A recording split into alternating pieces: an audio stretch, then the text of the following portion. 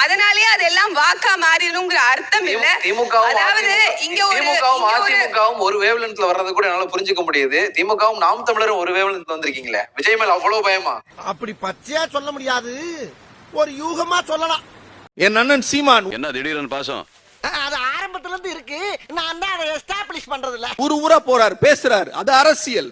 எடப்பாடி பழனிசாமி ஊரா போறார், பேசுறாரு, அரசியல். நீங்க எந்த ஊருக்கு சார் போறீங்க? விஜய் எதிர்க்க எல்லாரும் ஒண்ணு சேர்ந்துட்டீங்க போல. பெர்ஃபார்மன்ஸ் பண்ண வர்றா பல்லு பல்லு. நவீன் ஆணவ கொலை நடந்தது திருநெல்வேலியில 2 மாசத்துல மதுரையில மீட்டிங் போட்டாங்க. சார் மீட்டிங்லயாவது ஒரு வார்த்தை சொல்லிருக்கலாம்ல, இங்க பட்டியல் சமூகத்தினருக்கு ஆணவ கொலைன்னு சொல்ல முடியாது. ஏன்னா பேசுறது மதுரை. திருநெல்வேலி வரைக்கும் போன முதலமைச்சர் வந்து கவின் குடும்பத்தை பார்க்கல. ஒரு தலைவர் படிக்க தெரியாம எழுத தெரியாம உருவாகிருச்சியா? அதுக்கு யாரு காரணம்? தமிழ் தெரியும்.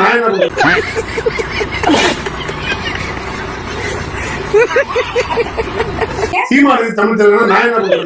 சீமானுக்கு தமிழ் தெரியுமா? என்ன சொல்றாரு? நீதானமா சொன்னீங்க. இலவசத்தை வந்து படத்துல எதிர்த்தீங்க, ஆனா நேரம் வரும்போது நான் இலவசம் இல்லை, நீங்க ஒந்தூர்ல எதை மோட்டர் பைக் கொடுப்பேன், அப்புறம் மகிழ் வந்து கார் கொடுப்பேன், அது ஃப்ரீயா கார் கொடுப்பேன்னு அவர் சொல்லவே இல்லையேங்க. வீட்டுக்கு ஒரு லட்சியம் கார் அப்படின்னா அது எப்படி வரும்? வீட்டுக்கு ஒரு லட்சியம் எப்படி? அந்த கார் வாங்குற அளவுக்கு நம்ம பொருளாதாரம் உயரணும் அப்படின்னு அர்த்தம். அப்படி சொல்லல. கொஞ்சம் அங்க பாரு கண்ணா. வீட்டுக்கும் ஒரு மோட்டார் சைக்கிள் வாகனம் உறுதியா இருக்கணும், காரும் தான் லட்சியம். அதுக்கான வசதி வாய்ப்பை உருவாக்குற அளவுக்கு பொருளாதார வளர்ச்சிக்கு வழியை உண்டாக்கணும். பங்கு மாட்டிக்கிட்ட பங்கு. எப்ப பார்த்தாலும் எல்லாரும் சேர்ந்து எனக்கு திருட்டு பட்டம் கட்டலான்னு பாக்குறீங்களா? அந்த கார் வாங்குற அளவுக்கு நம்ம பொருளாதாரம் உயரணும் அப்படின்னு அர்த்தம். அப்படி சொல்லல. எல்லாத்தையும் தப்பா திருச்சி பேசிக்கிட்டு அவதூறு பரப்பிக்கிட்டு அப்படி சொல்லல. இதெல்லாம் ஒரு பொழப்பு. தனிப்பட்ட செய்தி இருக்குமா, டிஎம் இருக்குமா, அதுல உள்ள செய்தி அனுப்பிச்சிருக்காங்க. கெட்ட வார்த்தை போடாத தாவேக்காவுடைய ஆதரவாளர்களே கிடையாது. மக்கள் உண்மையை தெரிஞ்சுக்கணும், கொஞ்சம் பாருங்க. பிரபாகரோட அண்ணன் மகன் வந்து தெரிவித்த கருத்து வந்து பெரிய விமர்சனத்துக்குள்ளாயிருக்கு. நீங்கள் வந்து பிரபாகரோட புகைப்படம்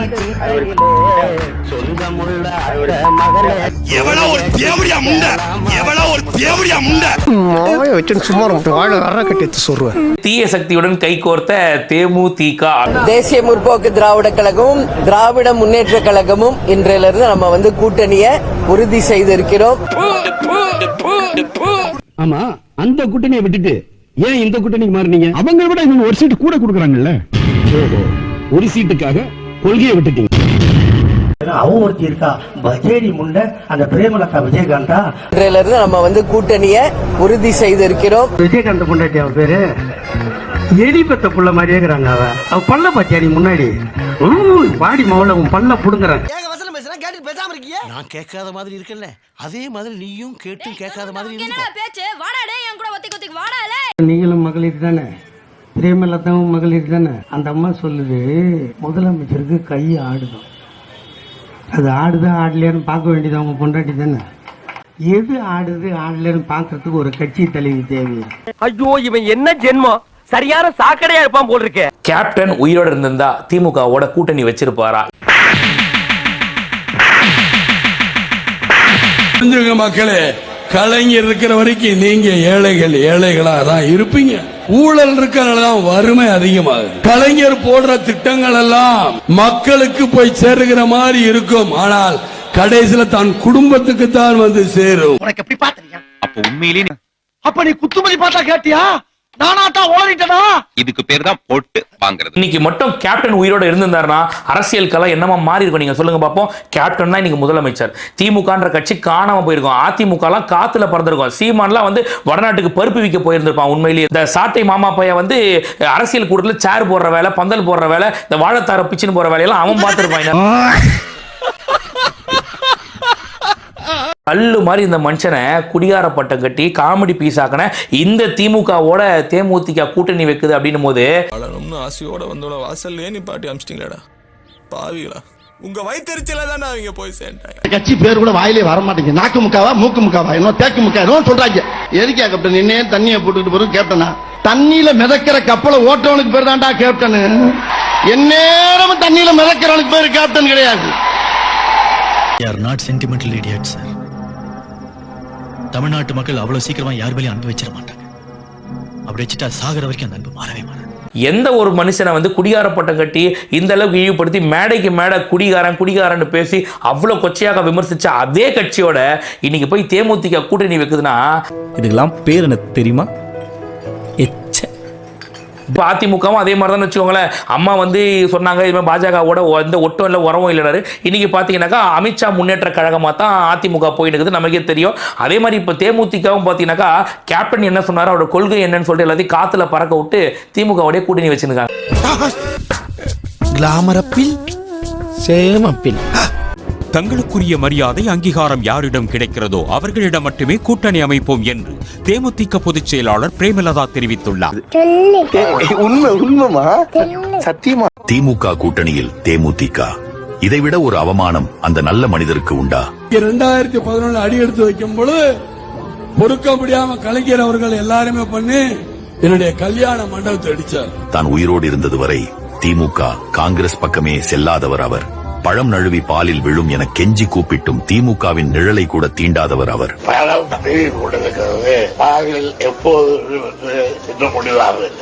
கம்பீரமாக சிங்கம் போன்றிருந்தவரை ஒரு நகைச்சுவை நடிகரை வைத்து கேவலமாக பேச வைத்தது இதே திமுக தான்.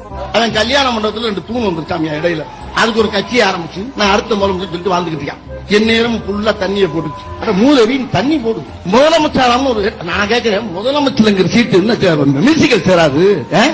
தனது சேனல்களை வைத்து அவரை கேலி சித்திரமாக மாற்றியது இதே திமுக தான். தனக்கு இருக்கும் மீடியா பவரை வைத்து அவரை டார்ச்சர் செய்ததும் இதே திமுக தான். கேப்டன் திரு விஜயகாந்த் அவர்களை நேசிக்கும் ரசிகர்களின் உணர்வுகளை மதிக்காமல் எடுத்த இந்த முடிவு தேமுதிகவின் ஒவ்வொரு தொண்டர்களையும் தலைகுனிய வைத்திருக்கிறது.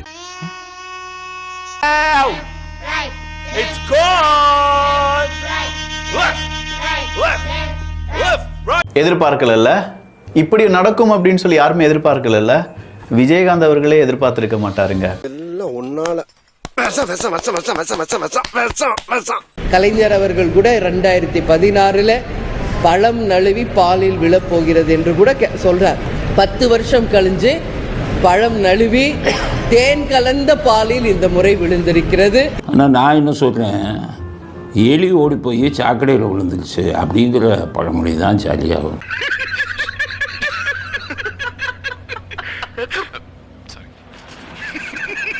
கலைஞரை பற்றியும் ஸ்டாலின் அவர்களை பற்றியும் திமுகவை பற்றியும் மிகப்பெரிய உண்மைகளை உடைத்தவரும், அதே நேரத்தில் மக்கள் மத்தியில் அது எவ்வளோ பெரிய நெகட்டிவ் டாக் ஆனாலும் பரவாயில்லை, இந்த உண்மையை நான் பேசி ஆக வேண்டும் அப்படின்னு சொல்லி பேசின நபர் யார் அப்படின்னு பார்த்தீங்கன்னா கேப்டன் விஜயகாந்த் அவர்கள் மட்டும்தான்.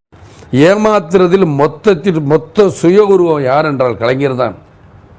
அதாவது சொல்லுவார், புதுமை பித்தனில் சொல்லுவார், யார் பாரு டிஎஸ் பாளைய வருவார், எம்ஜிஆர் பாரு, என் வஞ்சகத்தின் மொத்த ஒரு சித்தப்பன் வருகிறான் மாதிரி வஞ்சகத்தின் மொத்த ஒரு வந்த அந்த கலைஞர் அவர் எழுதின வசனம் அவருக்கு தான். கேப்டன் அவர்களுடைய மரணத்திற்கு பிறகு அழுகி போன பழமான தேசிய முற்போக்கு திராவிடர் கழகம் கரெக்டா திமுகங்கிற சாக்கடையில போய் விழுந்துருக்கு.